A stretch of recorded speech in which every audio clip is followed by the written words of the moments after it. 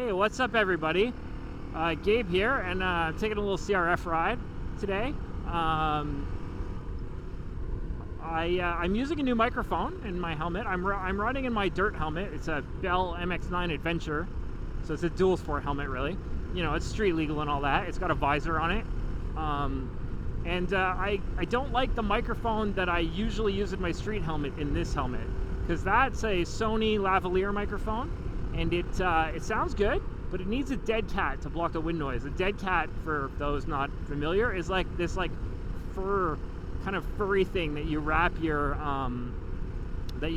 mic in to block out wind noise, and it works quite well in the other helmet. I really don't get a lot of wind noise, hardly any. But the fur in this helmet gets directly up in my face, and when you combine that with like talking and sweating, it's just disgusting, and it tickles, and it's annoying. I'm not a fan. So because of that, I'm trying this new Audio-Technica mic instead, which sounds pretty good from my initial test with it, without a dead cat on it, just a little foam cover, and it's much less, you know, intrusive in this helmet, so it takes up less room, it causes less problems.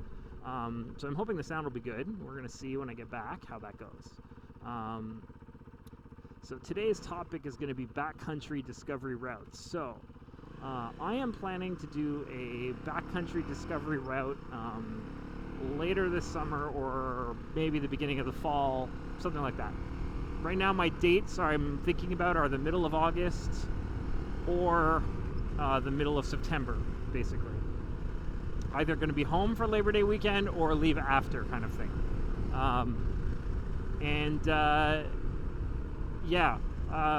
A backcountry discovery route, for those who maybe aren't familiar, is basically, let's call it an off-pavement tour. It's not exactly off-road. Some sections might be, but a lot of it does take place on basically gravel and dirt roads. It's in the backcountry, and it's, you know, it's a tour. It's a tour that somebody creates this GPS route for, and you ride, and it's scenic, and you get some ADV riding in. They're meant to be done on fully loaded big ADV bikes, so it's not enduro, it's not ultra technical single track, but some are more difficult than others. And there are 10 of them, I think. I think it's 10 now, 9 or 10. But in any case, almost all of them are on the West Coast. There are exactly 2 on the East Coast. There's the Northeast BDR, which is on the Northeast, surprisingly, given the name, and it starts in Hancock, New York, so southern New York State, and it goes all the way up through Vermont and Maine, and then ends in New Hampshire near the Quebec border, actually quite conveniently close to where I live, a couple of hours away only, not too far. So that's the Northeast BDR. It's 2,000 kilometers long, the actual BDR trail, so that's making it one of the longer ones, I think. And it's, according to the BDR people, it is the second hardest of the 10. Especially if the weather goes bad. There's some sections in Vermont that are basically abandoned roads that are like grown over and totally wrecked, and having watched videos, yeah, it looks pretty gnarly in some places. So that's definitely the hardest part of that. And again, you can imagine it gets worse if it's been raining for a few days and it's all muddy and slick and stuff. So contrasting that, the other East Coast BDR is the Mid-Atlantic BDR. That one starts further south. It starts at the Tennessee-Virginia border in Damascus, Virginia, and it goes all the way up to the Pennsylvania-New York border, and I don't remember the name of the town there, but whatever. You can picture it, or look at Google Maps, or look on the BDR website if you really care. And that one, according to their rating, is much easier. There are none of those like abandoned road style technical sections. There's nothing really that would be a major challenge to a competent rider on a fully loaded adventure bike. So I'm obviously not on a fully loaded adventure bike. I am on a tiny enduro performance bike, right? So why am I worried about this either way? Well, the biggest thing is I plan to do this solo. If I had a buddy that wanted to do this with me, I would be like, okay, let's do either run, and I'm not worried about the challenge, because if we need to push a bike up a hill together, whatever, right? Dig each other out of a ditch, whatever it is, there's 2 of us, it's going to be doable. But by myself, I'm a little more conservative, a little more cautious, and I think, you know, maybe the right play is going to be instead to do the easier route. And at first I'd kind of, you know, just kind of given up on that idea, because I thought, well, I'm not going to have a choice but to do the harder one because of the distance involved in the easier one. It's so far. The starting point there, that Tennessee-Virginia border, it's like 15 to 1,700 kilometers away, depending on what way you go and where you want to stop for the night and stuff. It's 1,000 miles. I know some people do an iron butt 1,000 miles in one sitting, but I'm not going to do that on a CRF450. And you know, like, that's not gonna be the start of a trip that's gonna be fun. That's gonna be like, I want to stop now. I've done 1,000 miles and I want to just never be on a bike again for like a super long time. So that's not a good way to do that. So if I were to do that, I would spread it out. And the thing is, you do that, then you do the BDR, then you get all the way back home from the New York-Pennsylvania border. I mean, it's over 4,000 kilometers, the total. And this bike has 1,000 kilometer oil change intervals, right? I'm sure I've talked about it before, but for those who don't know, that's Honda's recommended. 600 miles, 1,000 kilometers. Now, you can stretch it, especially me. I don't ride super hard. I'm not even going to take the freeway, so it won't be like tapped out in 6th gear or like revved out, you know, nothing like that. I'm going to ride pretty easy on it, and I'm probably not going to, you know, really take any risks if I stretch my oil intervals. But going 2,000, let's say, so 1,200 miles, right? Doubling the interval, okay. I mean, I'm pretty comfortable with that, knowing how I ride. But tripling it at 3,000 or quadrupling it at 4,000, I'm less into that, because at the end of the day, this bike holds 1.1 liters of oil. I'm used to talking about gas. And that's just not that much. It's just really not a lot. And I'm worried. I've never been down here. Oh, yes, I have. Yes, I have been down here. Oh, too late. We're going down here anyway. I'm worried that, you know, that oil, that small liter of oil that this bike holds in the sump, it's just not going to be great if I triple or quadruple the interval. That's too much for me. I don't want to take that chance, because, you know, it's not like I'm going to avoid my warranty thing, because this bike doesn't have a warranty anymore. It's more than a year old now. I bought it used, right? It's more like I don't want to blow up the bike I just bought, which has very little mileage on it at the end of the day, and you know, that would just be stupid to try to get out of an oil change. So I figured either BDR that I would do, I'm going to need an oil change somewhere along the way there. So what's nice is I found a place in Damascus, Virginia, that you know, because it's a BDR start point, they have some catered services, and if you call in advance, and especially I suspect if I bring my own oil and my own filter, it's not going to be hard to find somebody with an oil pan that I can pay to the disposal fee and to use their pan, you know? So something like that is basically my plan. Yeah, I'm thinking about that Mid-Atlantic. Now, it comes back to that difficulty. I'm thinking about the Mid-Atlantic because I think it'll be more comfortable to ride solo on a BDR for my first time. That's a long trip. I have done some off-road trips before on my DRZ and on my KTM, but they were mainly gravel, gravel highway, or like forestry roads. So dirt and gravel roads, like logging roads.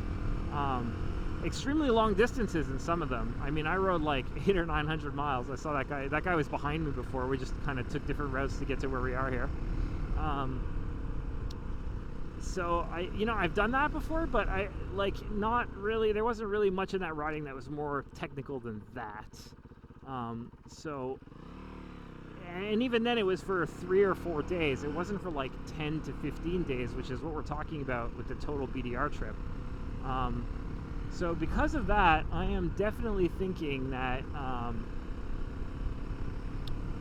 I'll want to start with the easier one. And the other thing is, let's say I could do both, because again, people on the big BMW ADV bikes can do both.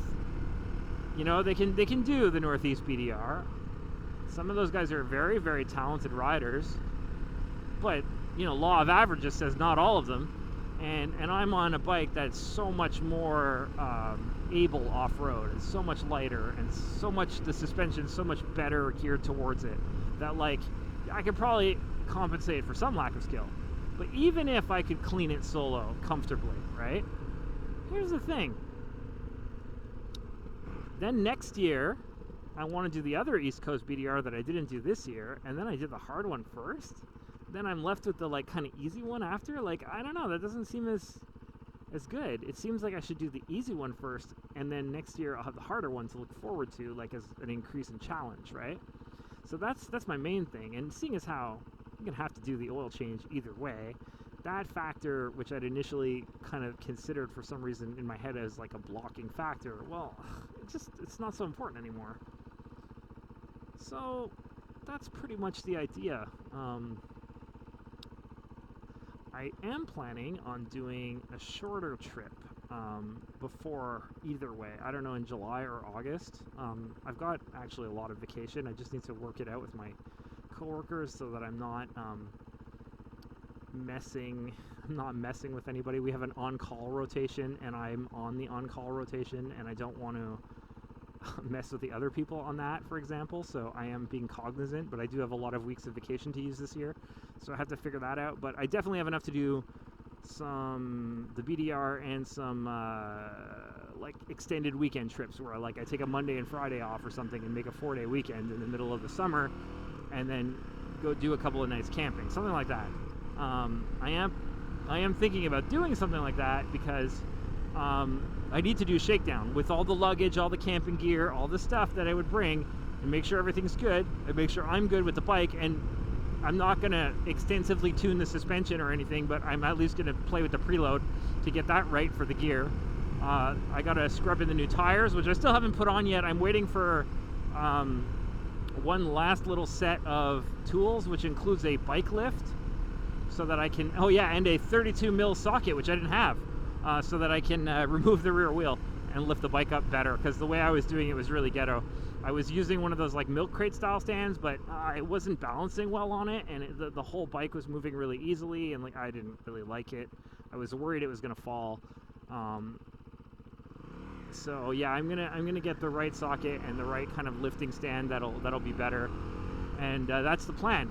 So after that, I'm gonna change tires. These ones are basically finished anyway, and then I'm gonna try to do shakedowns. The other thing I'm thinking about is content that isn't motorcycle related. I've talked about this like one time before in a vlog, like last year, that I was thinking about maybe doing some non-bike related content on the channel, some, I don't know, camping, hiking, that kind of stuff. And then I was like, well, I don't want to mess with the main channel. I want to try to stay focused. So I've been always back and forth on this. But I think I'm going to try to do like an outdoor general channel, which would be about any non-motorcycle content that might be outdoors or something, or other miscellaneous stuff. I don't know. I haven't figured it out yet, but any preferences, I'd love to hear them if you're watching this. So yeah, that's my video for today. That's my vlog. I'm thinking about doing the Mid-Atlantic backcountry discovery route this year instead of, I had previously planned to do the Northeast, mainly because the Mid-Atlantic is easier, and I think it'll be a better kind of starting experience because I want to go solo. If I had friends that rode, I would be happy to do it with a buddy that rode, and I know lots of people like meet strangers, and I mean, that's a way to make friends, and that's not something I'm entirely opposed to, but especially because I'm going to be filming, I think it'd be better to do it myself. There's going to be a lot of talking to myself and stuff like that, so I think that's what I'm going to do. Maybe next year on the Northeast BDR, I will want to do it with somebody, and I'll try to find somebody on a forum like ADV Rider or whatever, to come with me. There's a Quebec version of ADV Rider called it's Ride d'Aventure, but it's like Ride d'Aventure. There's no E. It's kind of weird, the spelling, because it doesn't work in French or English unless there's a joke that I don't get. Yeah, there might be somebody there that wants to do it. So I don't know. The Northeast BDR is quite popular here because, again, it's like the closest one. But yeah, I'm gonna start the Mid-Atlantic, I'm pretty sure. It's not written in stone yet, so maybe there'll be an update on this topic. In the meantime, I'm going to ride this bike more just to get used to its handling, because again, I don't know if my ECU and my exhaust are going to come in time for the trip, especially if I go in mid-August. I just don't know if I'll have them in time, so I figure I better get used as used to